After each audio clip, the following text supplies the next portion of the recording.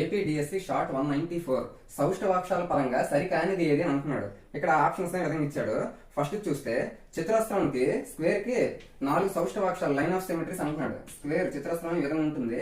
దానికి సౌష్ఠవాక్షాలు భుజాల పరంగా ఈ విధంగా గీయచ్చు, శీర్షాల పరంగా అంటే మూలల పరంగా ఈ విధంగా గీయచ్చు. మొత్తం 4 ఉంటాయి కాబట్టి ఇది రైట్ అవుతుంది. అంటే మనకు కావాల్సిన ఆన్సర్ ఇది కాదు, సరికానిది కావాలి.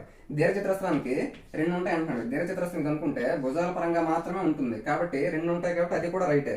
సమాంతర చతుర్భుజానికి 0 అన్నాడు. సమాంతర చతుర్భుజం పారలెలోగ్రామ్ ఏదైతే ఉందో అది ఈ విధంగా ఉంటుంది. దీనికి సౌష్ఠవాక్షాలు అనేవి ఏ విధంగా కూడా మనము గీయలేము కాబట్టి 0 అని ఇచ్చాడు కాబట్టి అది కూడా కరెక్టే.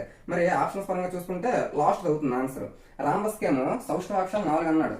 రాంబస్ చూస్తే మనము కర్ణాల పరంగా మాత్రమే సౌష్ఠవాక్షాలు ఉంటాయి కాబట్టి రాంబస్ కి కేవలం 2 సౌష్ఠవాక్షాలు మాత్రమే ఉంటాయి. కానీ వీడు 4 అన్నాడు కాబట్టి ఇదే తప్పు.